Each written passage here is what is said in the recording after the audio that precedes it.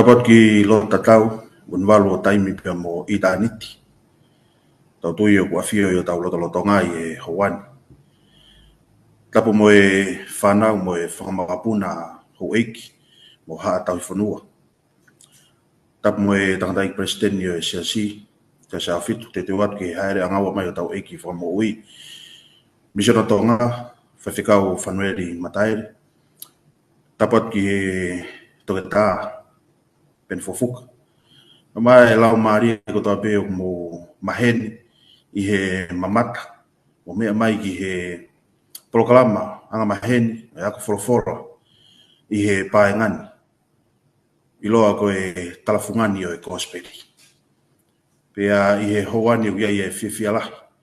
Ke o whakamalumalo atu i he talafatapu ko osio no awhaki. A tāpe moku ke talitalelei, talitali whiwhia, talitali loto maafana. E lau maari e kotoa pe mo mea mai tau whanongoa e wholofola maa mo maani o nia e otoa. Kau whatahani pia mo e ongo tataki o e whatongia e Hawani. Toke tā, pen fofuka, a maa e presidenti, whawhikau whanueri mataere, whiwhia ke utaitali reia ki moa. Ako wholofola wa mnake mo whakahoko i e haua koe. Pia koe lotu upia mo e whakatawanga, rea e lau maari e maani o ni. E whakamama mai, e whakaukau, wholofola e otua, ko muni e te tau tolu e matai koloa. E hoko pia ko tāpuaki. Kai ngata pia te tau tolu, e beke ngai lau maari e kotoa pia kuna umea mai. Nga mamata mai pa nau whanonga mai i he ope, ko ia ko iako wholofola e haua koe. Mna ke kamata e whatongia, tu beke tau kamata e loto, pe te u takimuat pe i loto. O tua mafi ko mau tamai mohu i alo ofa e Fiona. Kai kuna e whatongia e Hawani, tu ke mau whafoki pea e lang, me lerei ko toa pe i whateunga ko huafa maoni oni. Tare ang mua mau lotuni o whatatau ke lahi o alo ofa ke te kumatolo, pe pe te mau fia maarie, i huafa pe taha e alo ko sisu kalaisi, ka koia ho mau whamui. Amen. Amen. E fia hoki whainga maarie ko ni. Tawa me whakeni ke re soni hono tolu pea tawa ko whuki e kuata koe ni ki ngahi whakawhikau aki, ngahi i misi, ngahi whakataipe. Tahani e ngahi whaunga, te tau mahino i aibe te tau wako ai e ki te o mahino ka te tau tolu. Pea mai ki re soni koe ni e weekend, o re soni hono tolu ni pea mono kawe ngā, koe ngahi i misi mei he mari. Images from marriage. Te ulau atu e vesi o whakate fito ai e whakaukau o e resoni koni o wikeni me tohi ko ia whakahawa e taha hiwa da mo e vesi hiwa pehe no whakarea. Pea ne pehe mai ki a te au tohi. Oku monu ia aki nau tolu kua ui ki he kātoanga o e taane o e lami. Pea ne pehe mai ki a te au koe ngahi lea mo o ni eni mei he otua. I he wholofola oku huru pea oku mohu pea oku pito i he talanoa ai ofa. Talanoa ai ofa. E koe ngahi talanoa ia koe ni, o kone hanga o whakaha mai kia te tau tolu ai, ai anga ai ofa mai ai o tua, ki he whaahinga e tangata. I kai ngata pe ai, ka koe ne toi palani i koe ia e whakamo ui, ki he whaahinga e tangata. Koe wāo whitaha, o e wā whitauhi aki, pea moe mari, tala mai he reso ni. Pe te matoki whakamala ala mai e whakaukau koe ni, o ku hange ia haako anga.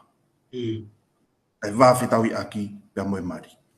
Pia ka pau te tau hanga o whakaata ai mari, pia ko tau whakaata ki tau ausia eni o whakatatau ki he tau mua e o tua, o e mari ki he whaahinga o tangata. Ko tui, te tau lava o mahi no ipa tau iloi, hangahi le soni mahu inga mololoto o whikau aki pia moe ofa e o tua ki he whaahinga tangata.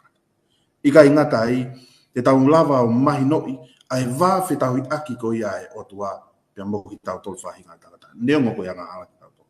Pa ika ingata ai, e malava ke tau sio, ki he loloa e whanonga mai, ai anga hono palani i he o tua, ai whakamo ui, kia te koe pia mua. Mamani koni tau whanonga i koe mamani whainga hala. Koe mamani whainga taa. Pia mahalo koe mari, ai taha, oi mau lai taha, o hoko he ahori. Hanga he ngahi whakakaukau whakahe ono po ni, whikau aki pia moe mari, o he hema pe whakahe i ai mau inga o e whifua kawa aki, pe koe fua kawa koe ai mari. Marital covenant. I he whaiwhainga me koe ai o tua ki he whahinga e tangata, ke mahino kia te kitau tolu, ai mau inga o e mea koe mari. Pea ku iai e whiwhia lahi, kau whakataha pe moe tau ke te koe ni, toke taha koe ni, ka maa e tangata i presidenti, ina tokoni mai ki hono o whakamala ala, o whakaloloto e tau ilo whikau aki pia moe inga mahu inga koe ni ngahi i mis, mei he mari. Pea neongo, ai anga hala, pia moe na tula, anga hala ia e tangata. O ne mau ia ia e nofo mari. Ka koe mari, o kei hoko pe ia, koe whakamooni mālohi, ke ne whakahai mai ka te tau tolu whahinga tangata, ai mooni ai otua. God's truth. I kai ngata ai, me ngahi mooni whakai kikite. Prophetic truth. Peko tui kono whakaloloto mai e whakaukau ko ni, toki hanga he o tangata, o tataki ko ni, o mai ke tau lava whekumi, tau lava mahino i a ngahi whaunga keke, pia mei he wholofola e otua tānoa whekau aki, pia moe mari. Pia e hoani, o ku kaki o loto ki uto e whakaloloa. He hoko pia vahe ai toke tāpia moe tangata ipa steni, koha ako mahu inga ia ka te tau tolu ke tau tō mai e ngahi whakatata ngahi resoni, pia mei he wholofola wa mnake na vahe ke mahino ange ki a te tau tolu, ai whaunga o e vai o tuapea mo ki tau tolu whahinga tangata neongo, o wau ki a tōunga e tau tōno no o hulu whau ki e o tua. Kai ngata i e hoko eni, ko ha ako naki ia, whakalotolahi ka te tau tolu, e ngahi moni mea whikau aki, pia moe ofa e o tua ka te tau tolu. Malawa toko ni ia ki tau tolu, e toi lelei anga e tau au sia. Ai whaingata, pe koa ngahi mea mahu inga, o amanaki ki hoko i e kuonga whaingata koe ni tau whanonga. Pea kono vahe o ki kite koe ni, kala noa mahu inga ki he kawe inga koe ni, e ngahi imisi pia mehe mari, e tok vahe mai i o tataki. Tawau mai ki e au raki, o e resoni mahu inga koe ni. Pea au kune omiai e te hui koe ni, e o kore peke toke tā koe ni, kala noa mai ange, i he aho Sunday kono kawe inga koe, one flesh, pe i he whakatonga koe kakano taha. Kataki peni ka ke talanoa mai ange, ki he ngawe aki ai mari, ke whakatata i aki, ai wā o kalaisi, pia moe whahinga e tangata. Malo.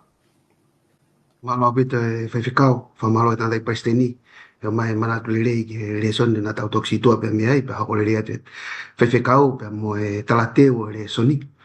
Ka tau uloa ki talanoa e na tula e mari, na fofua i pia whakau ni senes, vahe ua pa tuke tau lau. Senes vahe ua visu a tolu, pa nai pehe a tama. Koe hui eni o ngahi hui, moe kakano ho kakano, e ui e koe whiwhine, koe uhi na e to o ia me he tangata, ko ia, e tuwanga i he tangata e ne tamai mo ne whae, kai pikitai ki hono uno ho, pēa, tena, kakano taha. Pēa nana whakatou te ere fua, a tangata mo hono uno ho, pēna i kai tena maa ai.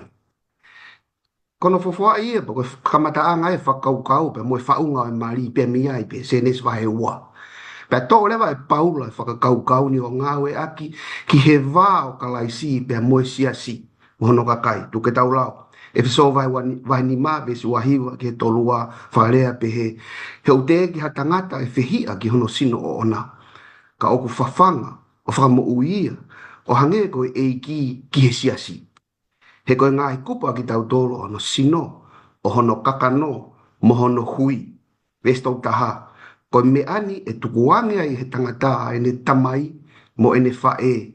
Pea hoko ia ki hono uno ho.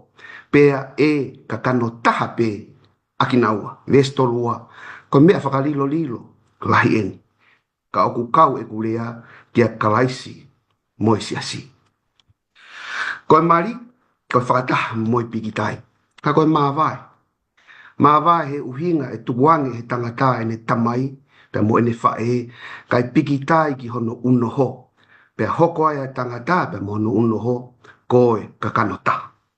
Pe ko whakaukau e tō mai paula ke whakatātā ake taha e o tua pe mohono kakai. E ka kano taha a kalaisi pe moha tangata. Pe o tānoa pe kia e sioni vai ula kiwe stafā. Pe tuke tau lau, ka tau toke hoko atu. Sioni vai ula kiwe stafā. Pe na e hoko a folofola ko e kakano. Pe a nofo ia te tau tō sai. Tau sio lewa ki he mea te tau ala sio ki ai whikau aki pia moe kakano taha. Mea o tau ala sio ki ai whikau aki mo kakano taha. Ke tau whakamatala e mea tau ala o whakamatala ki ai. Koe kakano koe ni, u whikaia.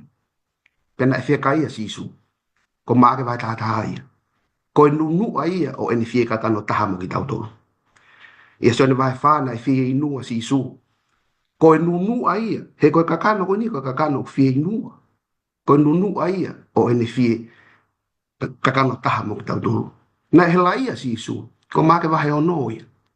He koe kakano he la ia aini, koe nunu a ia. Pea moe o la ia o eni whie kakano taha, pea mo ki tau tolu. Koe kakano koe ni na e whanau ima ia, e he kakano. Pea e mate a kakano koe ni. Pea koe mea bea na e hako ki a kalaisi, he eni whie kakano taha, pea mo ki taua tangata. Na whanau ima ia, pia na e mate, tabu bebe a moia. Ka koe toi aike toi whewhe, koe konga pe eni, oe kakano taha. Na tau kamata ka whakaukau koe ni, koe mari ko tukuange maavai.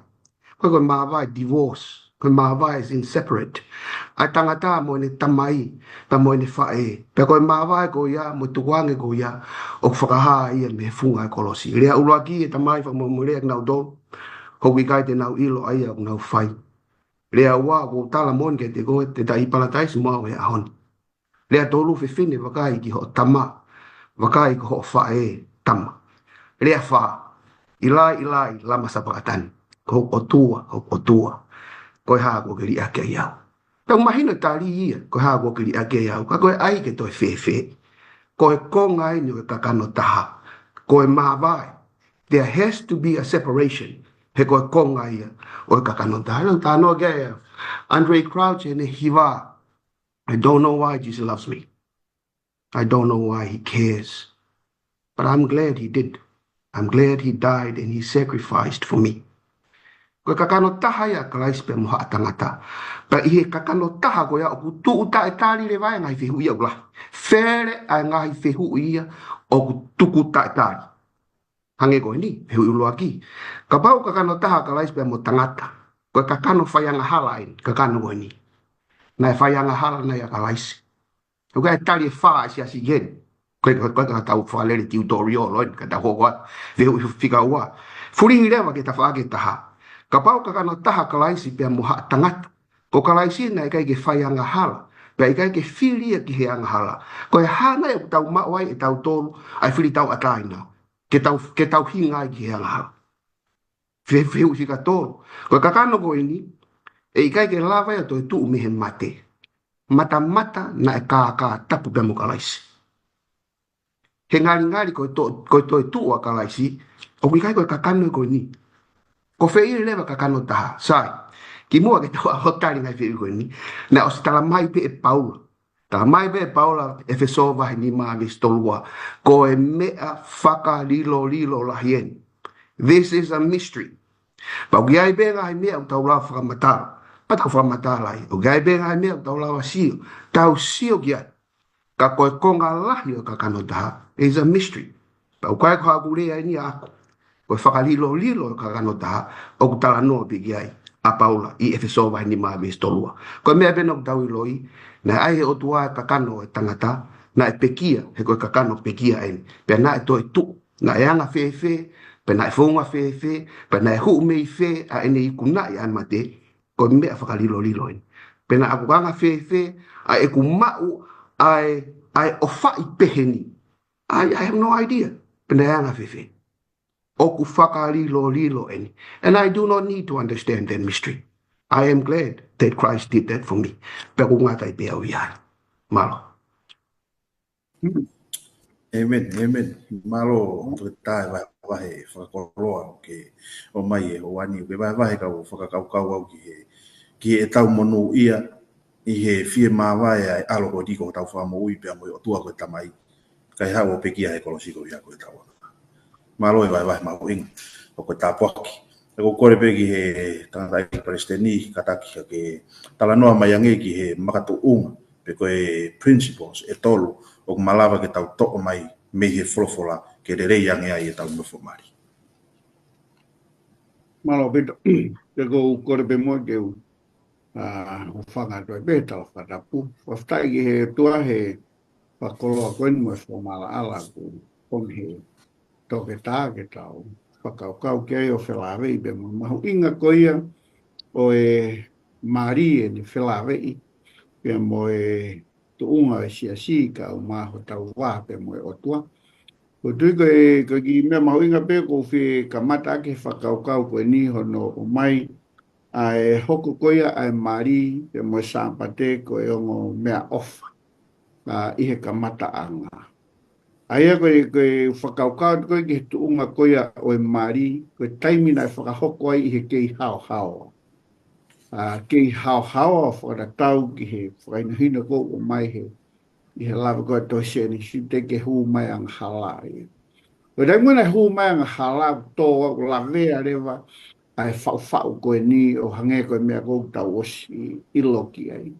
Koe rei mgo ku lavea ai e whau koe ni hoko ai a nofo mari o hoko koe paloparema mo e pore mo challenge he tau mo uihe ahon. O whara tau ki he mahu inga koe ni. Kau hanga fo ke mari o hulu mai a mahu inga e tau tauhi koe ho tau wā pe mo e otua. Ni whai ka kou nā ni te kou whai he mari, he pe tau kou nā ni te whai pe mo e otua. Ngai whakaukau mahu inga koe ni o mai kiri tau tolu ke tau sio ki ai, ngai te whtoi mo oni. Ai very practical au bita ngai whakaukau koe ni tau ilo pe ki ai i he nofo mari. Ngai mende ne lava toko ni i, a nofo mari ke toi le leiang i he anga e tau whanonga ko uhi tau mo ui he mamani whaianga hala. Ko uhi ke tau mo ui he mamani whaianga hala o hoko anga he palaparema koe ni. Ka ulawe mai whakaukau sai, ulua ki, koe principal ulua ki, koe whakamore more. Ai koe nofo mari, o fu mau inga bita whakamore more ia, ke lava o whakahoko he tangata ki ono waifi, beko waifi ke tangata. Ka koe mawina whakamore koe ni koe undeserving forgiveness. O koe kai ke o hinga whakamore koe ni ia, e he lawe mai ke tau tari ke tōku whailelei mai hoa, pa tōku whai whakamore. Koe whahinga whakamore, o whai pe ia hange koe mea koe na whai e sisu klaisi koe ka te tau tōu. O tonga pe koe kau whai anga hala, o sanga whakamore i mō tōu. Na kai ke tari ia, ke tau whaihanga au ele lei, ke tau whaiaho tau whakamore. Koe whahinga whakamore pe he o lawe kia re so ni, e lava tokoni ke improve nofo mari koea a huspani te pe mai waifi. Pako tui koe taha e mea mahu ingo ni o mai kere ki tau tolu, koe mea ta tau pe he pe o whai i he tau whiohi koea o whai he siasi. O hanga klaisia whakamore ki tau tolu, ka tau e pepe ko hai tūnga o tau iai, pe ko whee ai feitu u hahano mamao, ai feitu u tau iai, o hanga me klaisia whakamore ki tau tolu. Koe lea mahu inga whakamore, ka koe le koe ki hanga nofo mari, ka koe no, koe whakaukau mahu inga koko tokanga, he kai ke tau lava whai eni, kai ke tau lava whai eni, ka bau he kai ke senta a sisu klaisi i he tau mo'u. Tau whiao, pang tau whiohi pe mua nofo mari, tau whiohi i ngāua koe ni, he siasi. He kai ke tau lava e tau tolo whai fui whakamore koe ni, ka bau he kai ke uho klaisi i he tau mo'u. E ka huiko tau tolu ia, tau tok tari tau toke, tu hao whai koe whakamore, ka tok whai e tau whakamore. Ka, ka klaisi tu unga koe ni, patane ne, ke te tau mai, ke te tau tolu, i he same wa he te au ua fitu, ka pau he kai kau asi hoa he langa e whamiri. Ko koto kula noa pe tau ngā ue ko whai. Au fu mahu inga, ke whatoka ngā ini ta whakoe. Kai hono e whakaukau hanghai, ko ngā koe re so ni o mai kere tau tolu. Koe tau tari e whiha laki koe, koe tōno no ai ho. Ta tau do pe e mono tari koe ki tau tolu e klaisi e tau whiha laki. Koe tai mea puri me re tau tolu, ke tau sio ke tai mgo hoko e tōno no. I huspani di peko waifi. O koe ke tau lava e tau tolu o tari, ai konga koe. hange ua whai ngā au tau whi mau ke whai ka tau whai whalelei. E ko ngā koe kai heni, koe tau tari e tōnou nou, ta tau to pemu no tari koe tau tole kasi. Aia, again, u te mahe whakaukau, tau sio mau pegi a klaisi, ka hui koe uhoe te lava tōni ki tau tolu, ke tau lava mo ui ake fui whakaukau koe ia. E ko ngā koe ni o mau ingai he tau sio ki ai, koe mea koe ka self-commitment koe. Koe tau whelau lau, ka tau lava o whai, ai fo i ngā ue koe ni, he kai ke tau lava e tau tolo whai, ka oua be ku nofo klaisi he tau moi. He tau hau ke toa e wheso wahi ni ma, wesiwa ni ma, lau pe he a kau tangata, mo ofa ki ho mo ngahi unoho, o hange be koe ofa klaisi ki hono sias. O tau pau ke tau whilau lau, ke tau lava tari, ai whihalaki pe mo e tōnou nou, pe lava pe nia ufi aki, i he ofa whakakalaisi he tau moi. Kai ngatai, i he whaas whakaukau koe ni un tala mai, ke tau ai a kalaisi, ke te tau ai e hoa, ke mu ai e te tau tō. O hinga whakaukau, e taim lai whoku tau mahu inga ia nga pe tau tolu, ia tau tolu ulaki pa toku mahu inga e hoa. Tau mahu inga whakaukau koe ni, i he lea whakapitana unga, you put your spouse before yourself, as Christ. As Christ put us before himself. Aia, koe tau whamumua e tō taha ke he i he tau. E kono hinga u whi mau e koe ke tau lava whai whi lau lau koe ni. Koe taha e konga mau inga i whakaukau koe ni, ke te tau tolu e tau sio ki ai. Koe tau mau inga iang, koe tau mau inga iang i he tau hoa i he ngahi mea kou hoko. Ngahi whihalaki, tai mai whoku. O tau nofo da tolo uho, i fwoi palpare ma, mo mea kou hoko, kai ngalo ai tō taha ia koe ia, koe hoa koe i mis o tua, koe tau konga ia tau tolo, he koe uhi heu tau kakano taha. Kai taimi lahi, o hoko palpare ma, koe tau nofo da tolo ai e fwoi palpare ma, o ne hanga ia wahe, ke mahu inga nge tau tokanga ke palpare ma he tau tokanga ke ho. Ai ko hinga whakaukau koe ni, ai beke mahu inga ngepe, ai hoa, i he palpare ma koko. Bea ta tau beu whai goe kalaisi, ake tokanga masi i suku ho whai ang hao. O mahu inga kalaisi i ho mo ui. O mea mahu inga whakaukau koe ni pakoutui, i he lawe whakaukau koe ni koe taha e konga, e lawa tokoni mai ki he whakalelei anga no whamari, i he whakaukau he semis vai ulaku e stai koe. Mea kui koe open communication. Ya semis wahe ya efiso wahe nima vesua nima o kunihanga tala mai ke tau tolu ke tau ofa ke tau ngahi koa hange ke ofa krais ke ono sias. Ke tau hoa koe ke lagu ka semisi une tala mai ke tau tolu e whare i koe ni tau wawe mau pe ke whanongo pa tau tuai ke he rea. E kai ke ngatai pa tau tuai ke he ita mo e hou hau. Ka pau te tau whamumua e tau ita mo e tau ongo. E ngalo e tik tau tolo e mea mahu inga nge ai hoa i he ngahi palpare ma koe. Pakotu ke ki whakaukau e o mai ke tik tau tolo he tau sio ki ai, e ki mahu inga ia nge pe, ta kalais i a tik tau tolo neongo e tau tono nou. Kane whakamahu inga e tuunga tau i ai, e whahinga tangara. Ki whakaukau bea, o whie toko ne tuai i he konga koe ni e whaile son malo. Malo beto tai president o vai mau inga whakoloa o mo whahoko mai e konga uraki e le soni ka pau pe ka ke uho kalaisi e mo ui i ke lava e whakamore more i ke lava ke tau tari e tono no pe ke lava ke tau whakamombu a tau ngai mari e te tau ka ko tui ko pore mau inga ni uku e hanga whakamana e ki boa i e hoan ka tu ke tau hoko atu ke konga hoko e o e le soni he monite fra palangi ko Monday ka ko i he le soni fra tonga ko tusite pe ko ka veinga e a ko ni ko fe fine mari fra of the beautiful bright pe ko ko be ki he to ka taki ke tala noa mai ange ki hanga e palofita ko iskeli fra matala i e tokanga e otua ki ne kaki Mau.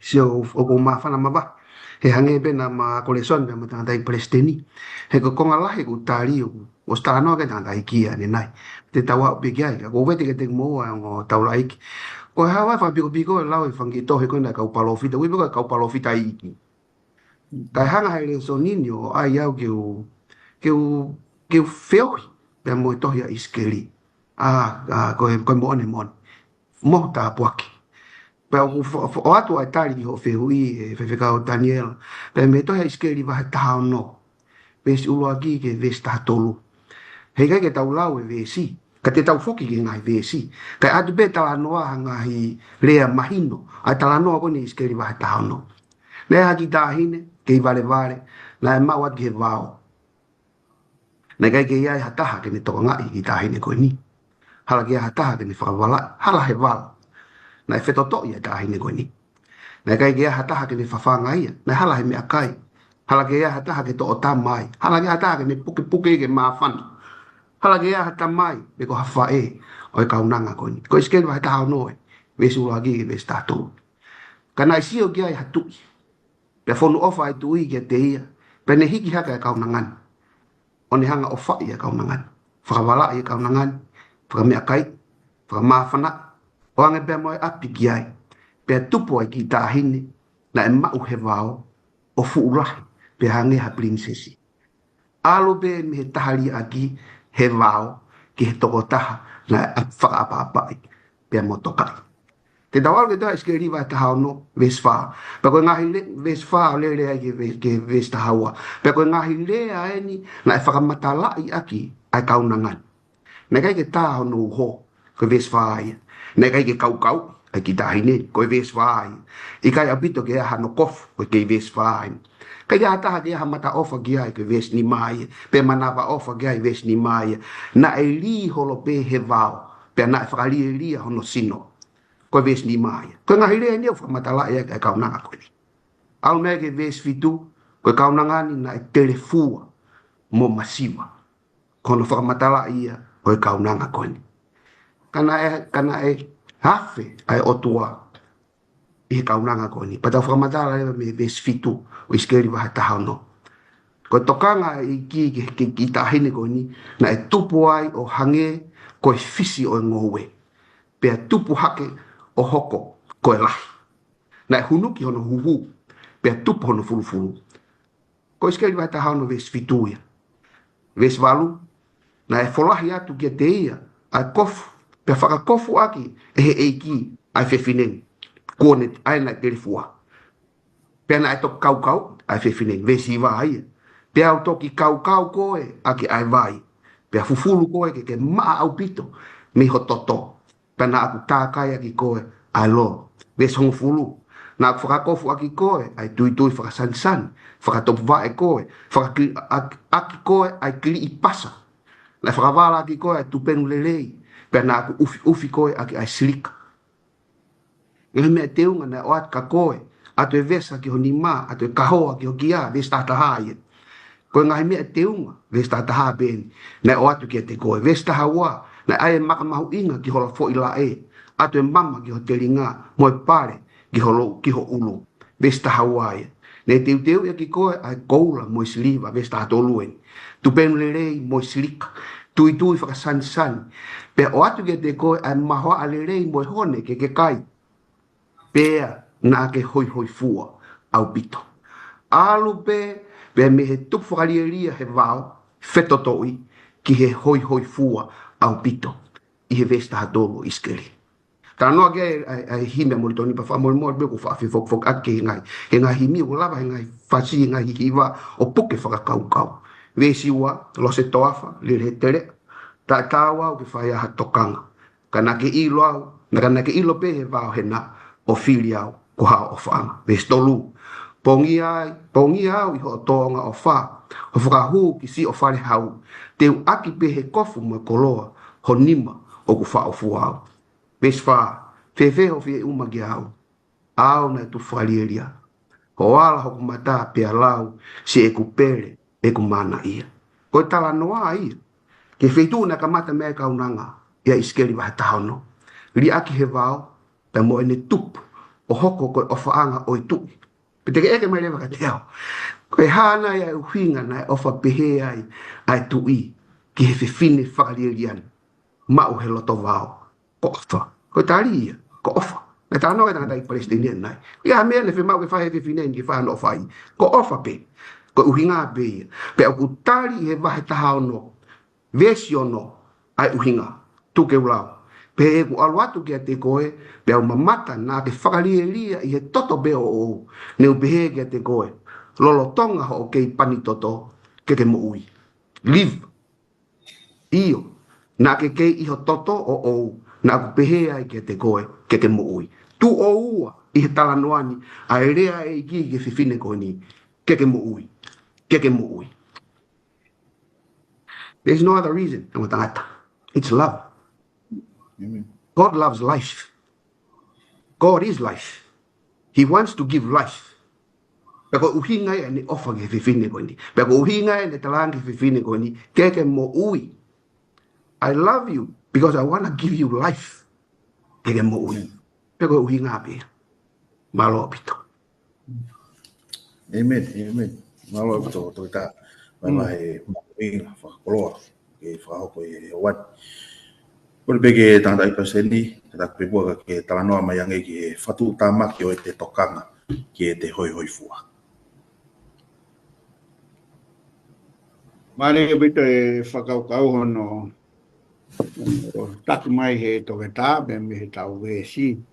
Ua ki hono ka mata mai pa kutuio fu mahuinga bito i misiko ni hono hanga e iskeri koe o whamatalai a isleri mo anga e nau tau whakatata ke pe whakaukau pe na anga whewe ne ku mai. Rotonga pe ne nofo. Whainga tā ia mo pōpura o ware peku o hoko e koe kuini. A koe whakaukau koe o tōpe konga e koe ni he westaha ni mama e westaha no. I he lawe ki whakaukau koe a whakatū tāmaki e tokanga koe ki he te hoi hoi fua. A whaka pehe mea ne lawe koe ki ai e toke tā. Kua ua geni tāhine ia o beautiful. Tau sio koe ki ai e whakaukau he tōunga koe ni. Pako nea oe koe ki ai kua matamata le lei pia whakaf off. Te hanga kehere vaia me he kaweinga mo e tau mua koe na uhinga ai. Whara tau ki he lau. Tau sio ke lau koe vesi. Kana ake whalala koe ki hoi hoi fua. Pena ke whaife a waki koe koe mea i ho ongongo lelei. Na ke whaife a waki ka kai ke aluangi. Nai ana peia. Pena ke toho ngahi kofu, pena ke teu ake ho ngahi potu maa o lunga i he mea pure ke he ke. Pena ke whaife a waki iai pe i kai toi hoko ha mea pe he i kai au piki. Ke whakaukau he tau sio koe ki he lawe koe a ngo vesi koe ni. Ua tupu hake ki whewhineo aloa o ke he tuunga koe ni. Kone whakatoka ngai hono hoi hoi fua. Pea ngari be ko kai ke toi ifo e nofo ia he i he feitu koe ni. Kai ke toi whakaongongo, kai ke toi nofo ia i he toko taha koe na ne tauhia mo ofa ia. Mo whakakofu, mo whakawala, mo kau ia he tūnga koe na ne. Kai ke toi ngalo ia. E ka whakaukau mawinga ko o mai kere tau tolu he konga koe ni. Ka whakataha e whatu tāmaki. Koe hoi hoi fua. Koe ngalo ia i isleri. Koe hoi hoi fua koe mea ofa ia e otua. Koe ka mea na ne ngāwe i hake. Koe ka mea na ne ngāwe i ke alua o ke tuunga koe ni. Ngalo ia he ki tāhi ne. Koe mea ofa e otua e hoi hoi fua. Tako tui pe he be mo awe he tuunga koe. Koe tau mo ui he ahoni. Pe taimbe ngalo e o tuai e te tau tolu, tau whelahi tau tolu. Ko tau tolu e ke tau pore, e me e tau lava e tau tolu. Ka ngalo e te tau tolu, ko mea ofa ia nai whaki mai e o tua ke te tau tolu. Ka to tonu e ke tau hanga whakahau ata. Mea ofa koe ke tau hanga whakahau ata, a toko taha koe na ne hanga o mai, a mea ofa koe tau. Ko lohe tohi koe, Isaiah vai whātolu. vese fitu. Unhanga o mai foi whakaukau koe ni ta hong whatonga. Nā kuhanga ngauhi koe ke whakaongongo le leia. Nā kuhanga ngauhi koe ke hanga whakaongongo. Nā whakatupu koe ke hanga whakaongongo le leia. So ka lena e whai koe he palofita ko isa. Koe mea ta tau pe he konga koe. Nā kei uinga ho hoi hoi fuaia au ia ke toe mana koe koe ke kauhi teni. Ke toe sio e koe koe na ungahi o tua. Nā uinga ho au ke tunga o hoi fua koe. Ke hanga whakahaia te tama koe, ai o tua koe mo, ai o tua koe mo, ai tō tā koe na nanga o whai koe. Ka toha ki mai.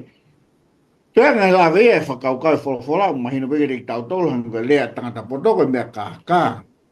Ai mata le lei. Ka ku tuhe whakaukau mahu inga koe ni, i he whanau e isleri kua ngalo, ia te ngau tolu honau. O koe e whangi polo kalama ku whai, ka ngalo peho tau tupu anga. Amen. Ka ngalo peho tau tupu anga, tau whai ra tole mea ke. Ka pau te tau mana tupi, ai tupu masiwa mo ki tuunga koe na te tupu hake ai. Ka pau he kai ke ngalo, ka pau e ngalo ai mea koe ia he tau moku. Ke tau whai rewa mea. Koe whakaukau hoko pe ko whia lawe ki ai. Ai taimi koe whai na tula ta tau pe he pe ia o Lucifer. Na tula ta tau pe he pe he tohe iski e ribeu ni lawe he wa tawa luwe stafitu. O tala mai ai na e taure kere kai tam a Lucifer pe mo ni ngahi lakanga na o ange ki ai. Tau bela e si na hiki holoto koe mea iho taure kere. Ako na whakatū tā maki eni, koe tau tokanga koe ki ho tau hoi fua. Kai ngalo e te tau tolu ai tō taha koe na ni hanga whaku. Sio koe ni, na ia upe ki he angelo taki koe. Kala mai pena e hiki holo to, koe mea iho tau reke reka. Pea kua mau iho poto, koe mea iho nau, na e li ko toi fwoi ki la. Koe re son mahu inga au tau wako ki ai he ahon. He tau, i whakaukau koe ni, o ku whamala ala mai he toke tā, a o mai ke ki konga e vesi koe ni. O ne whamanatu mai ke tau tolu. O naha taimu ku tau tolu ke reka, o naha taimu ku tau talavo wai, ku tau pehe, ku tau sai, ku te raha mea ku tau lava whai. O naha taimu ku tau wao ke tunga ko rata ngalo. Ngalo e o tua koe na ni hanga o whai ki tau tolu. Pako mare ia pe fie fokat pe ki whakaukau na lawe ka pe ni e sio ke ki tahi ne a hono te ngai ke popongo hake ke mo ui. Mo ki tunga na iai koe koto whakau. O pehe pe tau tolu. Ai tau whakaofa koe e tau mo ui. Tai hoko makalaisi. Hoko makalaisi o fua tau tolu ke o lunga ni hanga ngapi ki tau tolu o tau. Hau ke tunga tau whakaofa. Mea pango ia. Kai me tahu tau pore pe tau lau kau pa tau hanga tau tolu ki tua. Kai ngalo me e koe na ukinga e hanga e kia. Fie konga bea kai re son ke lawer pe kia ki tokon mai ki he konga koe ni re son. Malo? Malo au kuto tanda i presidente. Vai vahe whamawhana pia mahino au pito. Ai vai vahe mo mai konga kodi. Tau hau ke konga hoko e re soni. I aho pure lulu i e whakatonga. Koe hoa whiawaki o Hosea. Hosea's hallowed wife. Eko kore begi he tokata pen fofuka katak pembua ke talanoa mai ange ki a Hosea. Pea mohono mari, pea moe yanga e ofa e o tua ki hono kakai. Malo bito e person, malo bito tatay president. Pea tau atay na pe, tau fok ak, tan, napagaha tanak, lesoni tanak. Oke ke mahino pe te ulawa o ki mui e tari e hui koe ni. Ko os maafan i he reso ni. Maafan au pito. Mahalo ke te ia hatala noa maari. Hatala noa ko ha heriaki mo ui. o ofa asi su ki hono kakai o hange ko tala noa Hosea pe mono hoa ko komela fere bea me ia hen ki ta wako pe mi ai ka tau kamata pe me hano tala noa va ve ipe o va hen va he waki ua pe mo tolu o tala noa Hosea pa tau to ko kwat pe hange pe wana fa kole kole ta nai mo ka tak pot o tokon mai he luk fa ka wa geni Hosea va ula ki ve siwa tu tuni e ki ke Hosea tu ke ula ve si alo kumi alo omi ke te koe ha unoho me he fe awaki ngoe fa nau ai fe awaki alo mai au mari ala Hosea mai no mari o komela e na ki fa nau e to tolu ko se silili lo luhama pe mo loami Hosea va ula ki ho ke va he ua mari ma mo na ki fa nau ko komela ni ke Hosea he ves ni mai va he ua te alu atu ki he kau mamana ko ne re ni Hosea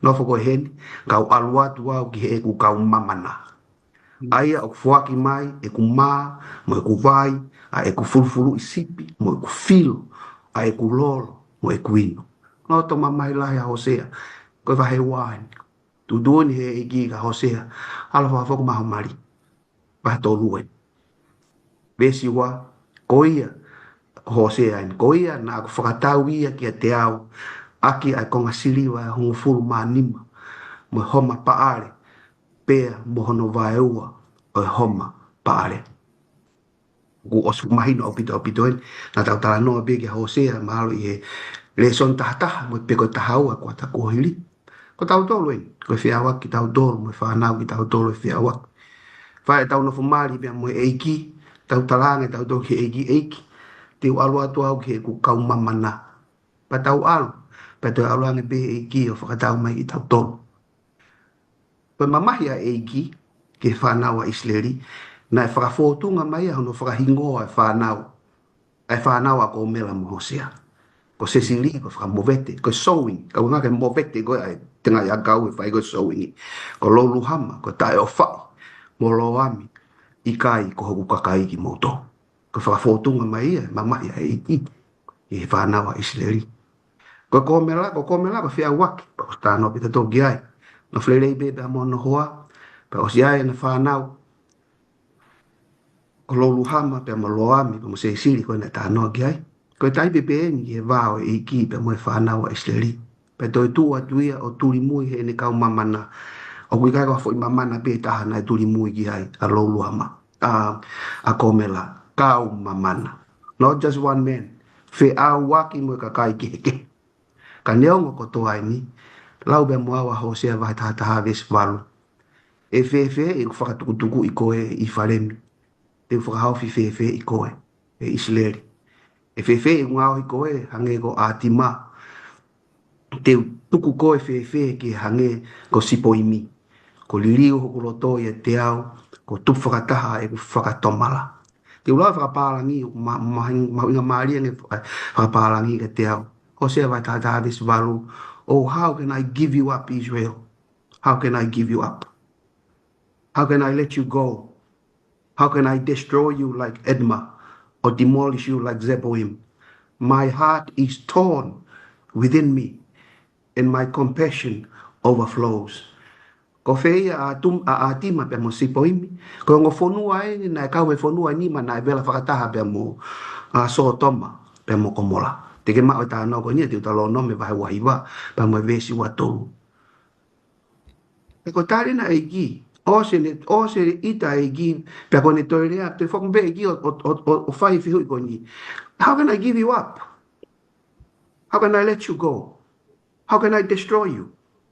Hili a mea a ko mela u fai he egi ai fi hui ko ni.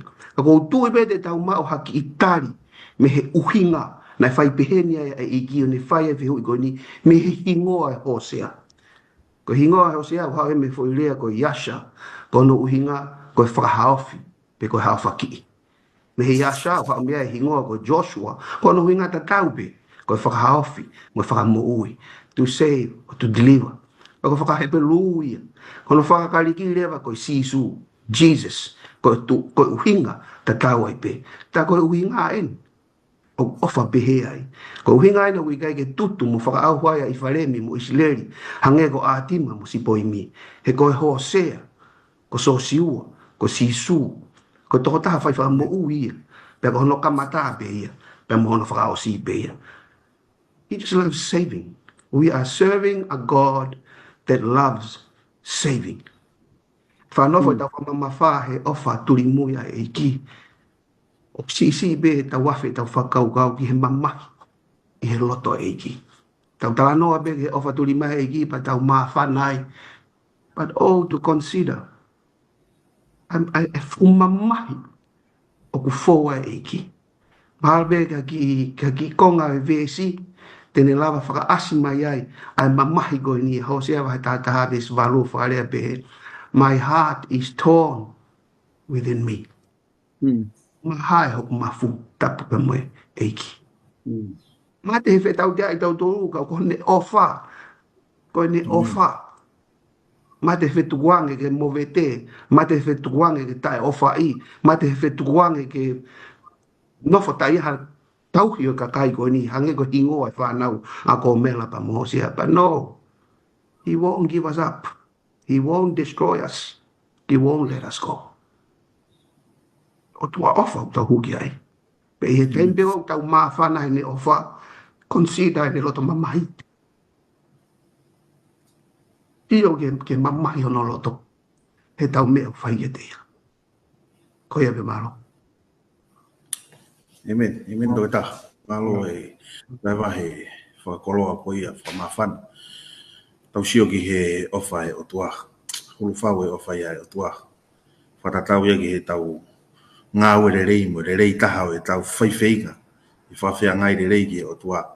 Hala ke whiowhi e ki he ofa e o tua. Ufi pe he ofa e o tua. E tau ngahi hangahala. E au whamaloa toki tai he waiwahe whakoloa koia. Tau peke hanga lau maria o hoko ato no malui. Ai tari o ngai whiu. Mono waiwahe mai wholofola e o tua. Kore peke tangata I pasteri ne hoko atu pea e whihu I koni, tari e whihu I koni. O ku hanga nei he siasi o e ahoni. O toi whai pea e anga hala takau na e whai e whanau o Isileri. I e kuahiri. Kore peke tangata I pasteri ne tari mai e whihu I koni. Malo. Ia, malo bito. O malo ki he toke tāpe mo ne wahe. Anko e lau koe tānoa whamawhana bito Hosea. Tau siu ki he koe mea mahoinga ia ki whakaukau koe ni koe otua peu ne kamatai. Ne kei ko Hosea koe otua peu ne kamatai. E koe ofa o koe ke tautari ke whai maha tahi. Tautoro peu tau o te kamatai. E mea koe pa tau siu ki he otua koe pena ne kamatai. Konga koe ni umaho inga ia. Ka koe whakaukau koe he konga koe ni resoni, ia koe anga hala koe na whai he konga koe, mea te tau pehe ahoni. Ia kusewha ki he tohi koe a Hosea, unehana whamatala I mai ngahi mea lalahi e ono. E whatatau ki he ngahi mea koe na hoko he konga koe, pa kutuka mea te tau pehe hoko he ahoni. Uloa ki I he whakaukau koe ki ngai anga hala koe a koe a pe moe ahoni. Ia a koe a e Hosea wahe wawe statolu. Une whamatala ia I lotu o tua tamapua. Ai, te ulau bewe e siu pe, be te uta tongi ke te ia a ngahi aho o peari mi. Ai ana ne tutu ai ke ringa o tolo e a kaunam lelei. Ia ne te wake a mama. Ai, koe o tua tamapua ni, na whai ke na lotu. Sai, I ahoni hono omi koe ke tuunga kou tau ia ai. O gea ha o tua tamapua he ahoni. O tau toi lotu ke ai iyo. Ha mea o toi o tau o ne to e tau toka ngam he o tua. Ha mea o toi ma wahe ange ia ke rik tau tolu I he tau tauhi koe ki he o tua. Ma tau sio ke mea koe ni o pearimi, koe o tua tamapua ainu na nau lotu kei pa kutui he ahoni koe palpare mata tau pe. Koe benga he tamapua he tau mo ui o tau lotu. Mahuinga nge ke rik tau tolu I he o tua. Ono ua whakaukau lawi kia Hosea vai whawes taha ua. One te hanga o mai, koe whakaukau koe ni, koe whakaukau in koe o e whiawak whakalau maari e. Ai koe whiawak whakalau maari e, o whakahoa e whiwhine whiau aki, o tafoki e me otua. Ia pureanga ke, peke ha tui ke. Ia ha mea tui ki ai, ai whiau wak whalau maari e. E tau sio koe ki he tuunga o lo tuhe ahoni, o tui ka mea tatau pe u hok. E wēs taha wau pe o whehui e ho kakai, i he nau fu akau, pe koho nau toko toko, o whakahaa ia, ke reng nau tolu, ke koe lau maari o e whiau waki ko ne whakahe i e nau tolu, pe ko nau au o whiau waki mo ngahi o tua. Pike? Ai ko tui koe tahai e palparema kula vei mai he whakaukau koe ni he tau sio ki he i he tuunga koe na hoko he kuonga pe mo e taimi koe ako mea te tau beo hoko he ahoni ai whiawak whakalau maari e koe ta foki me he mea totonu kai tauhi ki he mea hala. Ka kou tui ku lahi he lot whakarisia ne ngai ahoni. Ka kou mai kono si asi ahoni he lahi.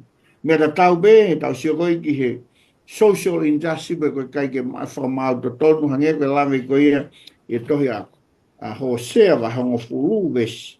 Tātolu o te ai lau ke whakaukau koe ni upe he. Ko mou keria ke o mou hua toho i he anga kovi, ko mou utu i anga hala, ko mou kai e fua e loi, ko uhiu ko ke whalala ki ho hala, mo hono toko lahi o ho o kau tangata mao. Lawe ni he kau taki. Tau sio ki he kau taki, mea koe corruption. Ta hai e palparema, hoko na hoko e kuonga koe, pa hoko pe he ahoni. Ai e koe oppression pe koe. Nga whakamalo he koe. Mea ta tau beia koe dishonest pe koe tai whai totonu. Ai e koe ngahi palparema nu hoko i he kautaki. Na ko tui koe mea ta tau beia na hoko e kuonga koe ia. Ai npeu te lawe mai ke folfola. Mea ta tau beia hoko he ahoni. Tonu ki tau toi ki tokanga ange hi anga e whakahok whatongi e tau whai tau te whito. I hau mai ke tu unga whakatataki he ngā ue. Koe corruption, koe tahaia a palparema lahi. Hangi koe o lawe kia e whakaukau koe ni kai ki ngatai, mea kui koe lotu nge esi.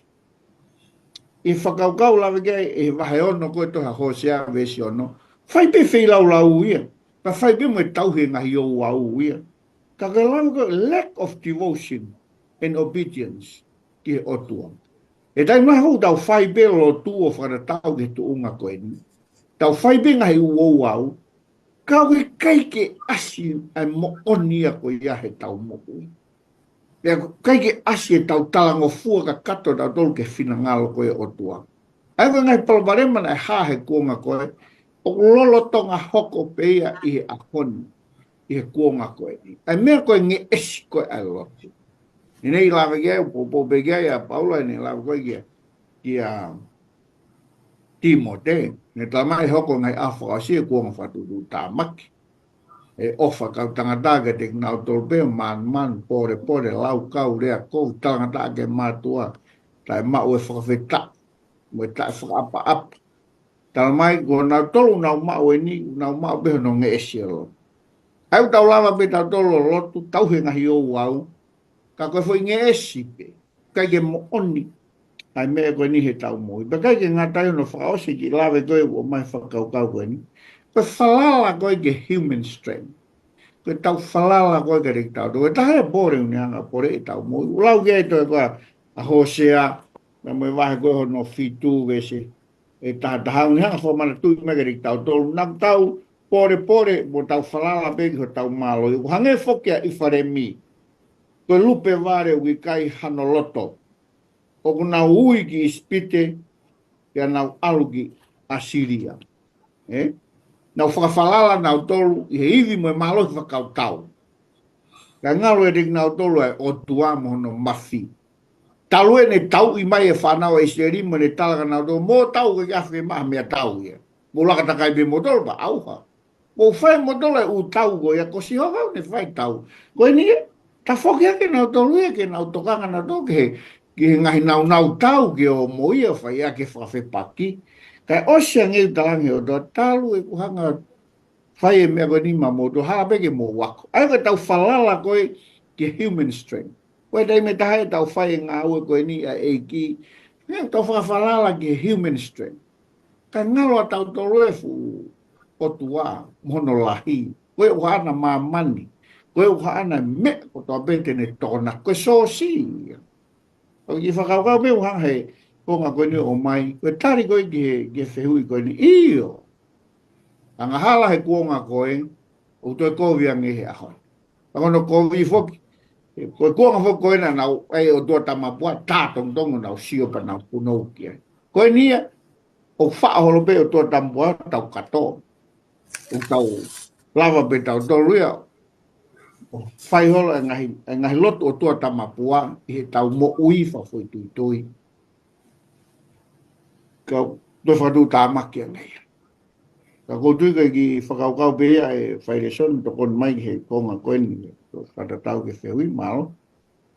Yo, malo bito tatu paste, mahino bito e kari koni ko whai mai ke whehui koni. Ka tau hokat ki he aho hono hoko, to pelulu i he whakatonga Isaac mo Rebecca. Isaac and Rebecca. Ko Rebecca e toke tāke ne tari mai e whehui luaki ko ngangi mua e soni koni. Me hana e uhinga nei kai ke loto ai a e palahame ke maria e ne foha me ngahi o fine o ke nani pe me ha hare soni ki tau lava ako pe me. O bit tanda pesteni mo e fere soni. Ha o mon ke la vea. Ele soni o e weekend ke lo pe ko e io. Ka ko anga ele soni ke mahu ko konseni si.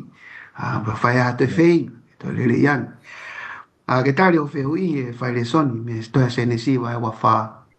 Vestolu va mo ves fa. Ko ele ai a e palahame ki he ne trusted servant kono whahingoa be ia. Tau ira do me ngai vai ki he ko Elias. Vestolu pe he ko hokloto ke fuakawa e Sihova ko o tua ko ne rea en ke ne trusted servant o tua o langi. Pa ko o tua o mamani. Ke oua na ke whiri ha unoho ki hoku foha i he ngahi o fine o i kakai ki nani. Aia o ko au nofo ki ai. Ka te ke alu ki hoku whonua ki hoku kāinga mo ke whiri mai ha unoho ki hoku foha ko Aisaki.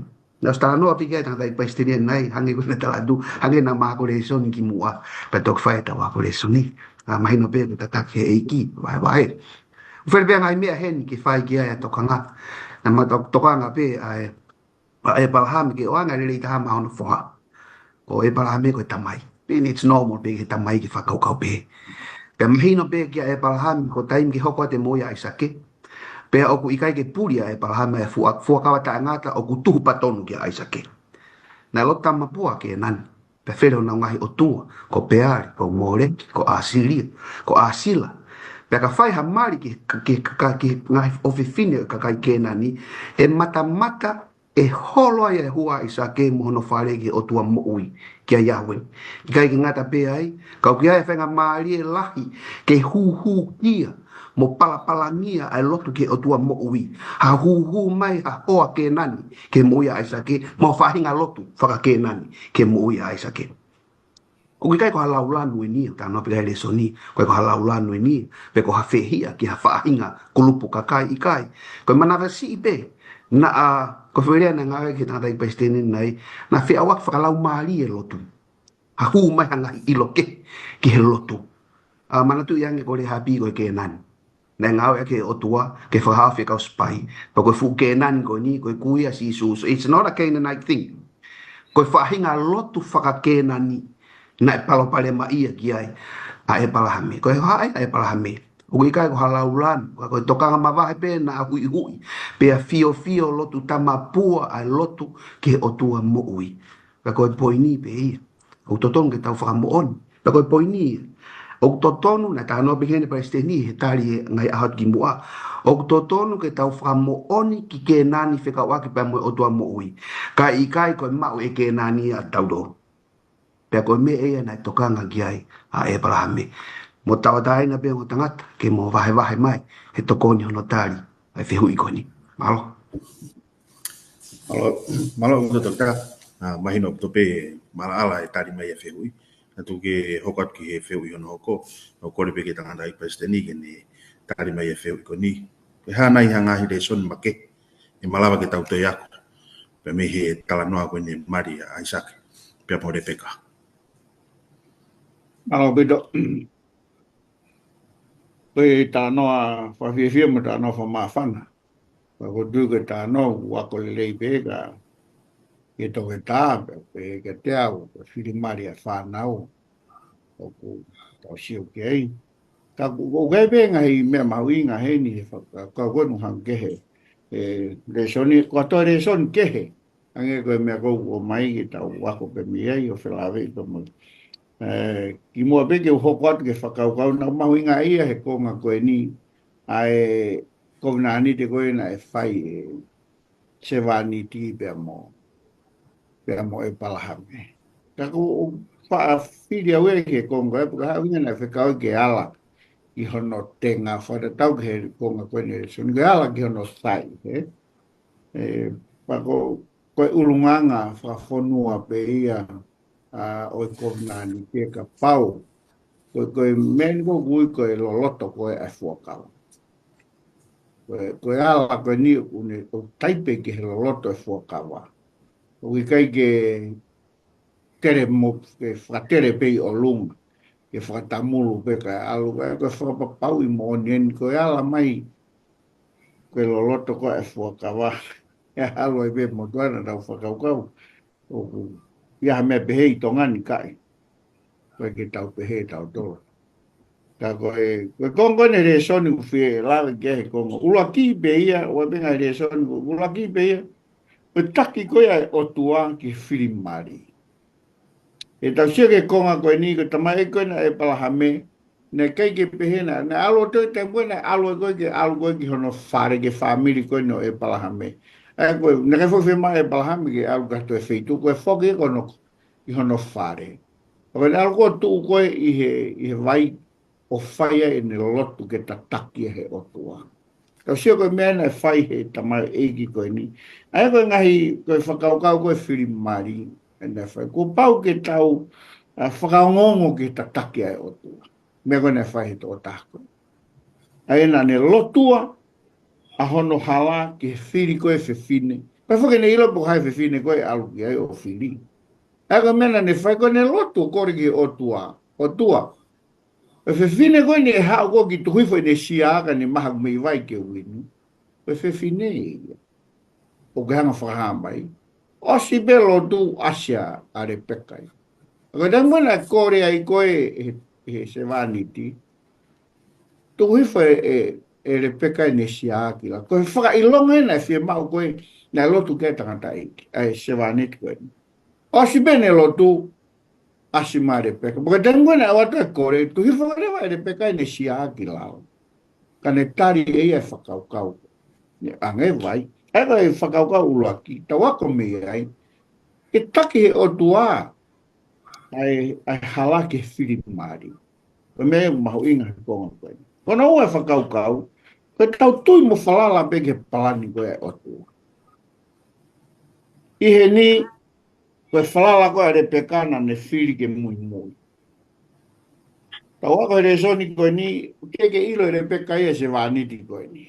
Matui koe maari koe ni koe arrange pe. Na kai ke pehe o ha choice na fai ta tau sio ko ke tui mo falala are peka ko palan manu na e wanga foge te ko ke alu betalang he ta si pe ki fe mawa are peka ke to ki no foi ainda foi a un full to ki fai fio mo family he alu betalang re vai e tamai ki io sai pe ha pe finangalo o tua ka tu kai ui be mo are peka o da mo na uia are peka ko ke hau but tari ko na fai re peka I will go pe fehui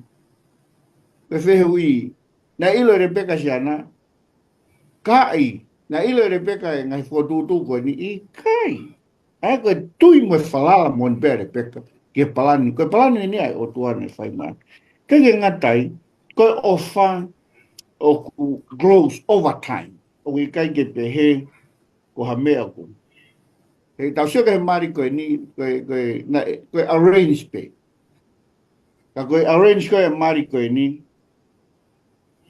na e tuprekina pe fe o fani a ai sake pe more pe ko hana o hinga e ko me pena e plan mo foto tu fa o tua ke fa hok pe alo e pere pe tunga ko ni ke ngatai o lotu pe mo ka taki fu mahu inga whakaukau koe ni ki tau sio ki ai.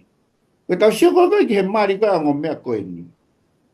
Nana tari, ako mari fo na whai tau whanoa ai sakhe taimi koe. Na whai mari. Nana tari na whai tau e wanoa ba tuk mai whanau. Koe tau ono noa ko ai sakhe tuk whanau ia ango mahanga ai. Ai ko tau sio koe ki he whakaukau koe ia. Unanga rewa whamahino magari tau koe mari ai mo kātaki. Mo tari ki he otua. Lahe ngai mare dai mini ko adbeo ko ke ma whanau tangi mawai. Matuk alo. Tau ki he kau e wanoa. Kau e wanoa e futari. Ke mau e whanau. Ka koe plani ko e mo mea ko whai he otua. Babena ngai a whakahoko. E koe tahe ko mau ingore son whaaspe ko sio ki ai. Ki he sewa niti ko e ni. Na kai ke alo e whakasio ai external appearance pe koe beauty o e whewhi. Na ne sio ke quality. Koe quality koe na ne sio ke mau he ni. Koe kindness pe moe hospitality. Sio ke. Na kai ke alo whakasio koe sio ke he beauty o e whewhi ne. Na alo o sio ke quality. Tai mai whoko e angai tau sio. Tau sio ta tolu e ke he. Wha peko me lelei be tala mo uia. Kai ke ko uia ko me e lelei. E taim lahe ku o vaia he mea kou tau. Ko tuka ke whakaukau ia ki reson ma kehe pe ia me he. Mea konu lau ke tau resoni kau. Mauinga. Tau sio ke plan ma whotutua. O tua pa unhanga whakakato. Hoko koe tāpuaki. E hoko koe tāpuaki taimi koe. Whakaongongo ai pe mea kotoa ki o tua koe. Taimi koe kulawa kakato ai. It's a blessing. And not for a family koe. Malo, whai reson. Malo betul kata. Tawa mai ki awha osi e reson. Ia mai kaweinga e aho koe ni. Na e whakamau ia e whia awaki. The Harlot is Church. E ko koreangi he toke tā katakia ki talanoa mai ange. I hono whakamau i o e whiwhine whia awaki. Pe i he taimi tatau pe o whai ai taane a kalaisi. Pe mohono waifi. Malo a bit. Pe wongo e o mai ki he whakaosinga a kore soni. O wherepea ngai tohi ke tau tāri mi ai, whihui koe ni e whaiwhikau e whaire soni. Ka kutuhui whakapaton mai e tau le soni a whakahawa e ka hiwa. E sulu aki ke hiwa. Pe hange pe koe na kore na ke whaene nai whaire soni. Kore pe ke hanga iki. O malu e whakaukau. Pe mo e tokoni, pe mo tokoni hono whakamatala e whakaukau koe ni. Ko whakamau koe ni o asia he vesi ua. Pa mo e vesi tolo o whakaha. Vai ta hiwa tuke ulau. He okuanga tonu mo maoni oni a ene ngā whakamau. He kone whakamau i a whiau aki lahi. Aia nā ne uri i a mama aki ene whiau aki. Pea kone totongi ki e teia a toto o ene tamayo iki. Pea na anau pehe, na anau toi pehe, haleluia. Pea na e alu hake hono kohu o taengata, pea taengata. Ni whakamau e whiwhine, whiau aki. Pea wat pea moe ne totongi. Pea tutui o kohu, taengata, pea taengata. Ko e whiwhine whiau aki ia. Pea tau hiki me ia ki he tāhine tāne, ves fitu, ki he ves hiwa. Tuke tau lau. Ves fitu, tau whiewhia mo neke neka, pea whakamalo ki e teia. He kua hoko sia a tāne o e lami. Pea ko ene tāhine, ko ene teu ia. Ves walu. Pena e tuku kia te ia, ke ne kofu aki ai tu penu mahu inga. O ku maa mo hine hina. He ko tu penu mahu inga, ko maa oni oni ia. O e kakai maa oni oni. Pe ves hiwa, o tuipe ko ves te fito ene o e taule soni o wikeni. Pene pehe mai kia te au tohi. O ku monu ia kina au tolo o ku ui, ke katoa nga o e taane o e lami. Pene pehe mai kia te au, ko e ngahi rea mo oni eni. Me he o tua. Pe o whiwhine e. Taha ko whiwhine whia waki. Nai whakamau. Pea mahino kune halaia. Pe to tongi ai ene whihala ki. Pea kohu tuu. O tangata. Pe mo whiwhine taha ko ne mateu teu ki he tāne. Ko fifine ko ni ko kofu agia ko tu ben mahu inga. O kuma mo hina. Ko taipe ma oni onio eiki. Ka ko tane ko ni ko hai agia me alalahi fa. Ko me alalahi fa ko ni ko whakaha mai agia haleluia e fa. O ia haleluia e fa me he vesi uloaki ke he vesi o no e vahe tahaiwa. Tu ke rao. Vesi uloaki pia hile ngai me ani ni o ngoi. O hange ko leo lahi o kakai toko lahi e langi o pehe haleluia. Haleluia uloaki. Ke ihe e ki ko ho tau o tua ai whakamoui. Ko haleluia ai no whakamoui. Haleluia wa whika wa ko whakahawa tahaiwa vesi wa pe mo i tolu. He wawanga tonu mo mao ni oni ai ni ngai whakamau. He kone whakamau ia whia waki lahi. Ai ana ni uri ai maa ake ni whia waki. Pe kone totongi e teia ai toto ni kautamai o iki. Pe ana anau toi pehe haleluia. Pe na aluhake a hono kofu o taangata pe taangata. Ko haleluia whakamau. Haleluia whika tolu ase ves wha. Pe kone mātua toko wofulu mā toko wha. Ma mea mo ui e toko wha na nau tofu o hifu. O hu ke o tuana nofo e nofo ake e nofo afka i iki o nau pehe amen hallelujah ko hallelujah o hu and worship ko hallelujah faka o sileva ya faka hava taha hiva besiono pe ne ngo yo hange ko le o fu ka kai pe hange ko ulu o ngahi vai lahi pe hange ko ulu ngahi mana malo ho yo nau pehe hallelujah he o pure a iki ko o tua mafi ko haleluia o pure ao niu whakalewelewa me whaiteria. O hanga he wha i haleluia ko ni o hai a tāne o iki ke te au. Pea mohono waifi. Haleluia ko tāne a iki ko whai whakamo ui ko urua kia. Haleluia ko tāne a iki ko whakamahu tonu ko no waia. Haleluia ko tāne a iki ko hu ko worship ko no toluia. Haleluia ko tāne a iki ko pure ao niu a iki. Tāne i nei ke pehe mai he vesi hono hiwa. Pene pehe ke te au tohi o ku monu ia ki nau tolu. Kua ui ke kātoanga o tāne o lami. Pene pehe mai ke te au. Ko ngā rea mo onien me he otua. O ke kai ko whai hau au mo tangata. But I invite you, whoever is listening, come join this wedding. Come and join this wedding. Ang whakataha be moao be mo lami. I hallelujah fai whakamo ui wa whakamau to tonu o worship a mo pure ao niwa eiki ki ala no be ke konga ki mui vesi wa ko ngahi rea ngoni ko ngahi rea mo on this will happen ngahi mea ngoni this will happen ko ngahi rea in o mo on tatawat malo puto toka whakoloa e vai o kore be ke tangata i pasteni ien whakaos mai aho koe ni katak mua tangata i pasteni ka ke talanoa mai ange ki he amanaki o ku mau e Kristiane he ne hanga atu ki he taane o ku amanaki e whakahoko i e toi whoku mai a kalaisi. Malo pito, o malo ki toi ta mo e paloloto mai mauinga e whakaukau e. E konga koe ni tau re soni, tau re fito ki he e tohe koe na whahawa hang fu mahiwa. Ia hokar be he whakaukau he mahuinga ai konga koe ni whahawa hang fu mahiwa. Maina pe koe ngo iwen la lahi pe e ua koe ni koe ku whaihana whamama whai. Ai hoko mai whamau ki he pe awaki koe ni pe fine pe awaki tawa noa ke e whawhora. Pe kei e ngatai kia moe taane ko ia ai ku amnak whakahoko e he lami pe moe whewhine o teu i e taane. Kia moe e taane ko e hauperu klaisi. Pe ngahi whakaukau be ku whelawe kia he konga koe ni ki amnaki ko ia Kristiane.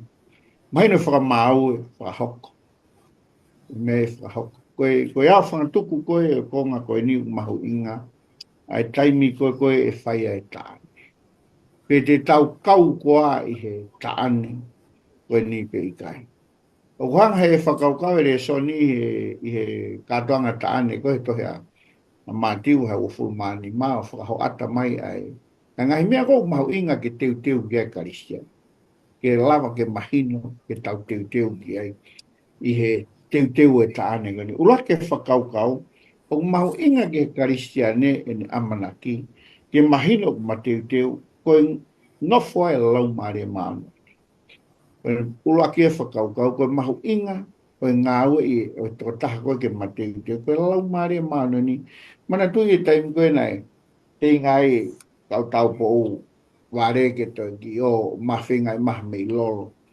O tari, o kai ke lava o to poro mai halolo. Koe ke lau maare maano ni o kai ke lava ke kore i mai me he ki he. Koe me ei a au. Kia moau ke tau tari ai lau maare maano. Kini hanga teu i tau mo. Ai ko he amanaki ke he mo ui a karistiane ki te wake ta ane koe ni. E fie ma o e lau maare maano ni.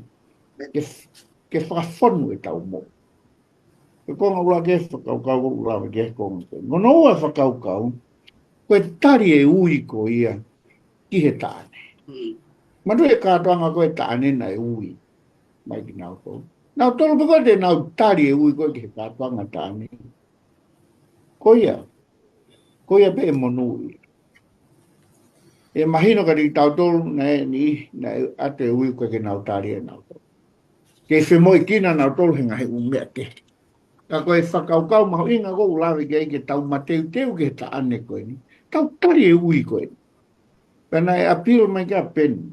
E whakaukau koe ni to e tākong koe. Maho inga ke siasi e ahoni. Pena mo tau tolu e ka inga. Ke tau tari e ui koe ni. O hi ke tau kau atu ke ta ane koe ni. Tau mai ke ring tau tolu taim na whakauko do ke ring nau toko na e ui tamau na o whemoi kina o noro ngai mea ke pa whakatai ke kai ke. More tāpua ke. Ai e pe tōlahi eu, nau nofo i loto heu, te nau tari e nau tole e ui koe. Tolo e whakaukau ni o mai ke rik tau tolo. Koe taha ko toa pe e ui a ke he kātoanga koe ni. Sa? Koe taha ko toa pe e ui ke he kātoanga ni. O kai ke lau, o kai ke whiriwhiri mānako. Everyone. Ai e kono, o ato e foi whainga maari e ki he taha ko toa. Ke kau mai ki. Koe tari koe ke koe mei au. Ka koe whainga maari koe awe ui koe ni ka pau tau tolo le taimla. Tau ai beta toko tau whamiri, tau ai beta toko nau toko tau maheni. Ka koe ui whukena e otua. This is a last call. Ka koe ui ki he taha ko toa. Mea pango e ka koe ahani ihu kei turi whakalau maari e pe. Koe ke whia whanongo ia ki he ui pe. Pakau e taha o mai ri tau.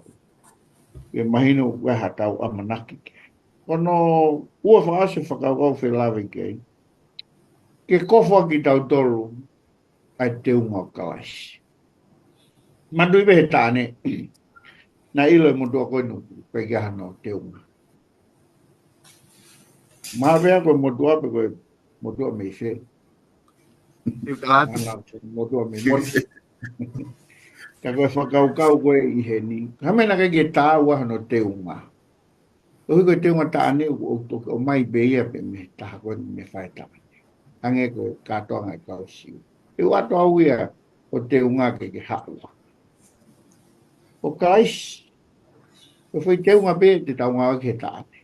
O te hu mai koe mo ki te unga au ki hau me. E ko whee siasina ki hau me i kai. Te unga koe te taunga au ki ko kais pe mono. Ke kofu ki tau tō.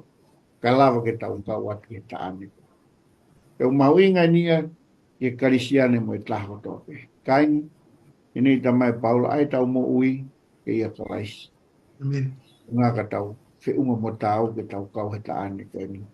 E ano whaka osi, o asi behe wahe ua to matiu e sura ke tawha. E iai be mo e kau unworthy guest. Ia. E kau guest, na koe ke nau whiunga na tole mo tau. E wha mahino ka te tau tolu, e iai be kau kes o ka ke nau whiunga mo tau, o ka ke nau tue na tue te. Nanga whewhe ho hu mai ki heni. O klais pe ia mo nau tolu. Ka koe mauinga whakaukau, i o konga koe ni. kau unworthy guest. Ko kalai spit in the lava 5 ton biar fraus. About tau hala he. Tau hala he. Try this one. Tau hawa ki tuunga ko ia ki eiki. Koe ki tau whiunga mo tau. Koe tu hanga kraiso. O ai tau dogo tau tau. Ki tau kauat. Ko tu ke whakau ia. Te la be kia he konga koe ne soni. Koe taim koe haere ma krais ki ma koe ni tala mai. Heka mai he hosi na hina. Koe I kunai. Koe ni hau ia. Heka mai hosi na hina. Nau tolu mo ne teunga toto lofa o form. I he tata au e lam. Na whiunga mo tau. Ki kaua ki he katoa mo koe ni. Urungia te volo. E aho koe ni. Kaki to iloa te volo. Urungia. Ko hui hoko makalais mo no pure a ngāpe tau. Ke tau rotu we mo tau whatawang. Ke tau nofo ia mo ngahi umea ko he tau mo ui ke tau lau ke tau mateu teu. Ia he tau amanaki. Ke tau mo ui he ahonu koe ai ke tau. Ke taha nofo peo whakaukau peki he mea o e ahoni. Ka fu mau inga ke karistiane ke mo ui mateu teu. Ke teu atu ke ta ane ko ni ka mai wape. E haho tau malolo ai te ke aku ke taimi ko iang. Tau mahino pete tau toi tu. Ki he ta ane ko e o hanga mai ke. E whakaukau te u mai. Tokon mai ki ko ko ni tau reso ni. Ko ko ni. Malo o whai reso.